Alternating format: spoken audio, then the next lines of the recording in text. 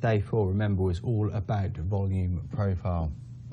Now, the key things to be remembering with this is it's a different way of organising the market. So what you're looking at is the different letters being 30-minute periods. The key things that you want to be looking at with volume profile is where is value. That's going to tell you how good the market is making of whatever job it's doing. So again, remember, what's it doing? How well is it doing it? What you need to see if you want to see any kind of movement in the market in terms of trend, you need to see value shifting. So is it shifting? If it's shifting, then the market can move higher, can move lower. You need to see that value actually shift. What you're seeing in this, you can't tell that because you've just got one day here, but what you can see is a few things. The market has not necessarily done a particularly good job of moving lower, in that you have got a poor high. So what you need to see is you want to see excess. Here we have some excess to the downside. So what's happened? This is buying tail. You have had sellers, and then the buyers have brought the market back up. So what's happened there is the market is not necessarily doing a fantastic job, and you can tell this just from the one day. What you can't then tell is where value shifts. If we start seeing value shift higher, then that excess at the low does then hold, and it is showing the market can move up throughout the day. Now, key thing with volume profile, what it is going to tell you is, and remember these things, it is going to tell you how the market is likely to trade early on. So it's going to tell you whether you need to be patient or whether you can be aggressive early on. And we'll come on to that in a moment. So that's one of the main things it's going to tell you. It's going to tell you how you need to be trading and also how strong or weak the market is. Now, strong market,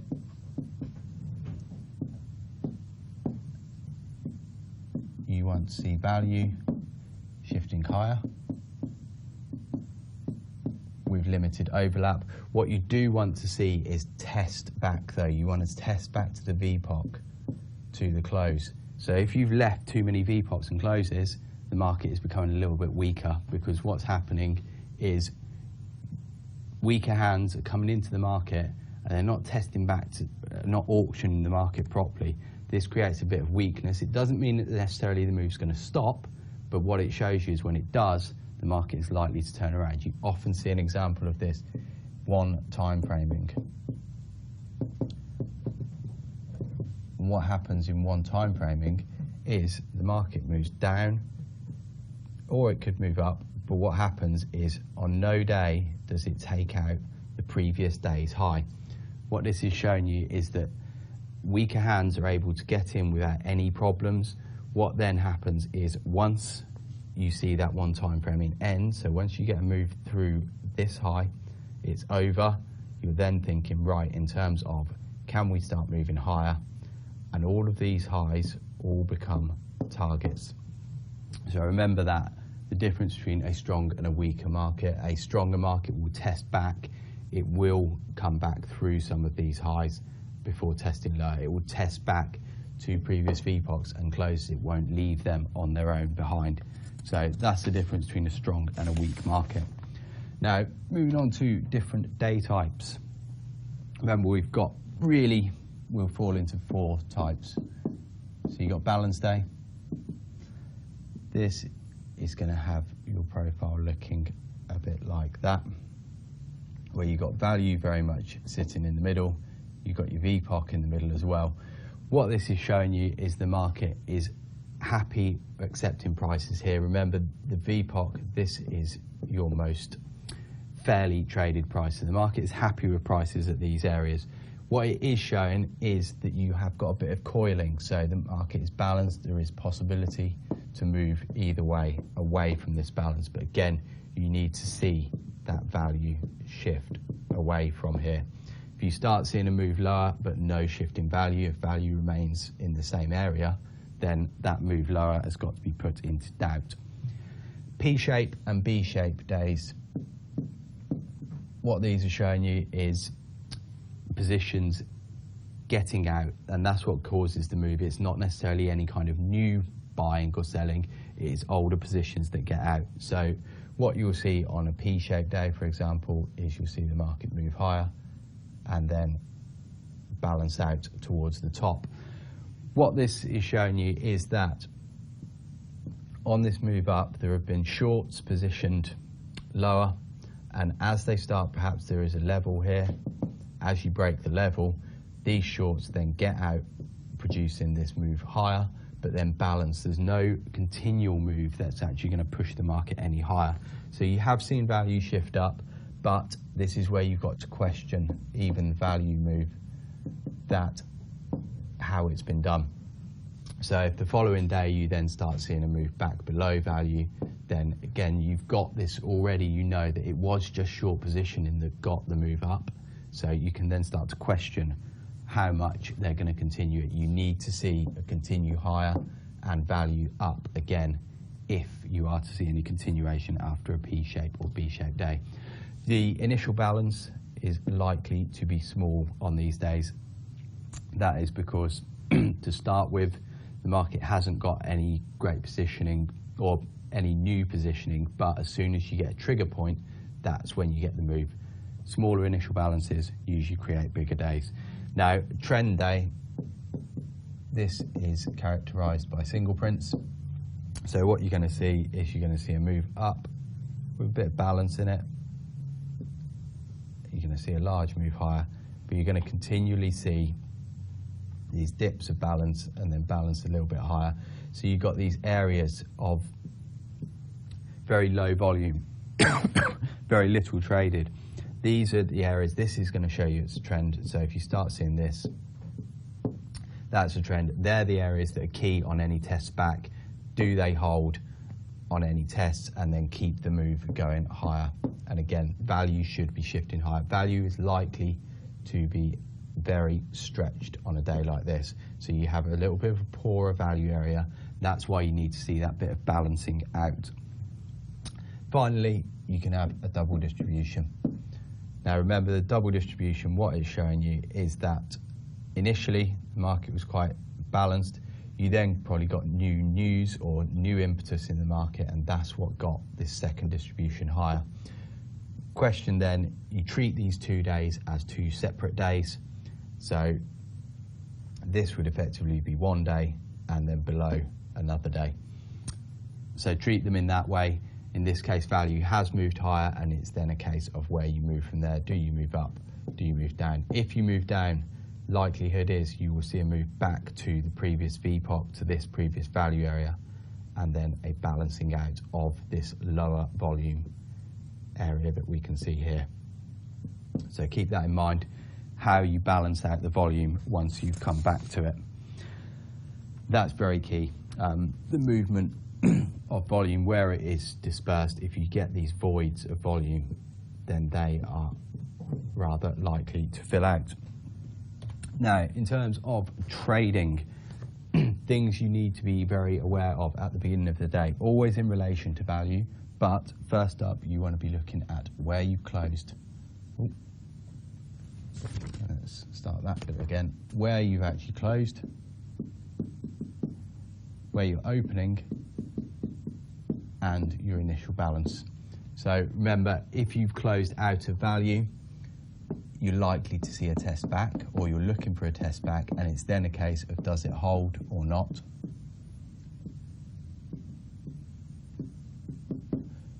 With the open, if it's in value, you're going to have to wait. So what the open's going to tell you is how likely you are to see a move early on. So in value, you want to be waiting.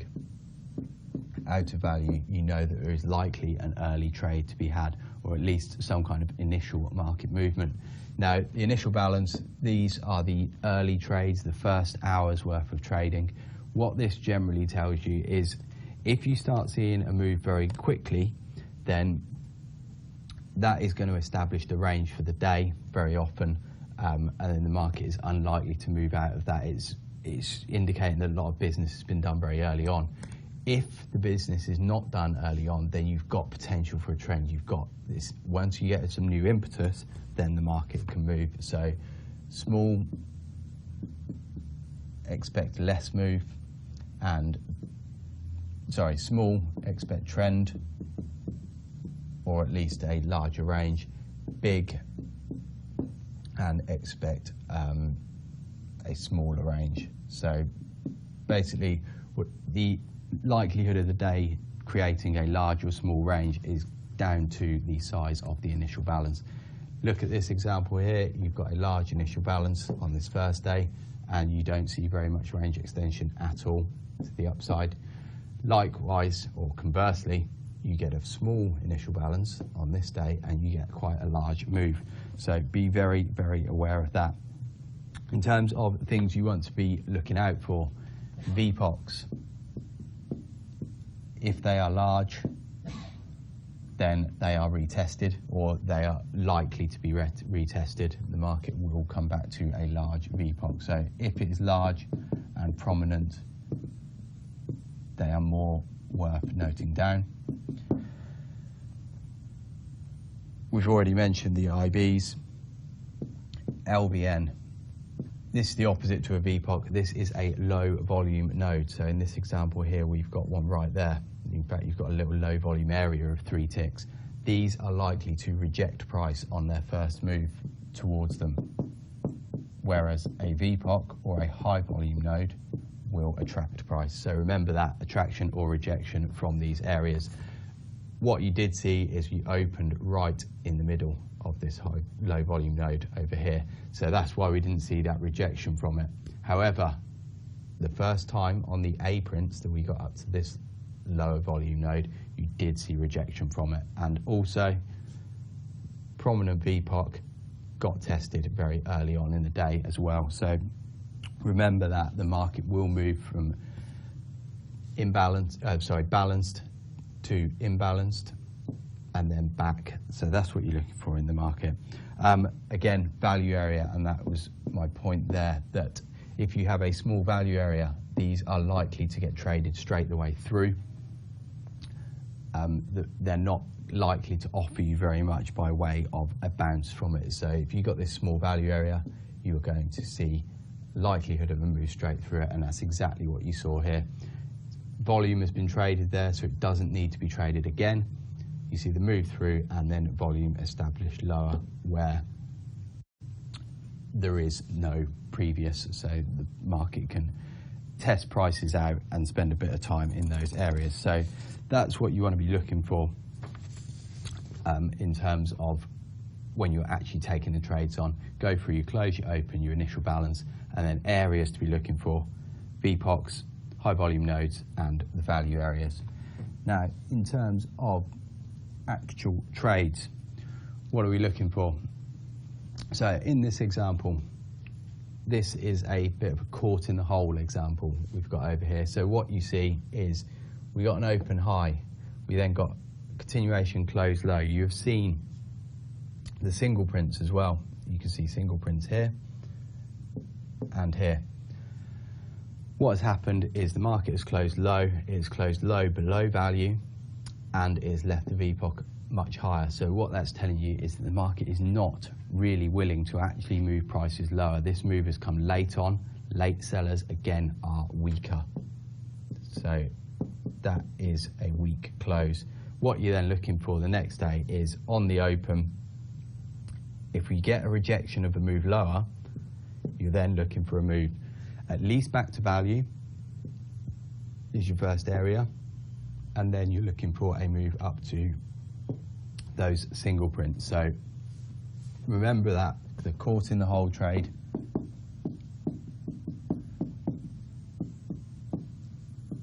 and that is very dependent on where the close is, close out of value. And then also single print continuation, you'll remember, and that is a trade that is offered by a move back to a single print. So what you're looking for is down here, this move back up to the single prints to D and E, that is your single print continuation, and you are then looking for a continued low towards a new low. If you got it up here, if these C's had moved up, then you would have an entry around about these 63.24s for that continuation lower. So they're the kind of things you want to be looking out for. You did actually get a single print trade here. You got the A prints, B's pushed up and then dropped back lower. Yes, you could get stopped out there, but ultimately you want your stop on that single print trade back above or back above the fill of the single print. So that would be your entry and that would be your exit if it got there. Otherwise, your target is a new low. And that's what we saw on that single print trade. So there are a couple of types of trades that we talked about. Remember, think about where those closes are. Think about how the market has got to where it has actually got to. So they're the key things to be looking out for on the volume profile. When it comes to price ladder, I've got a nice example there. Go back through those videos. That is going to offer you fantastic practice. What you want to be looking at when you're going back through your videos, when you're thinking about trades off the price ladder, is the trade passive or aggressive? Is someone just sitting there and accumulating a position? You know, each time the market drops down, they just sit there and take the prices, or are they actually going to market and are they actually selling? This example, you remember, was a month end. So you saw this continued. Each time the market sold, it would go down and you would see a new offer come in and a new offer come in lower and lower and lower and lower. And then each time it bounced, you would see offers come back in and drive the market lower. So that's an example of a more aggressive type pattern. Watch out for reloading. If someone keeps adding to the same price, so each time the price gets taken out, they put an order back on. Once this is finished, the market will then go the opposite way. So say someone sells, once they're done, the market is likely to then move higher once that selling is finished with. Watch out for any flipping. This is whereby you see a large order which is then pulled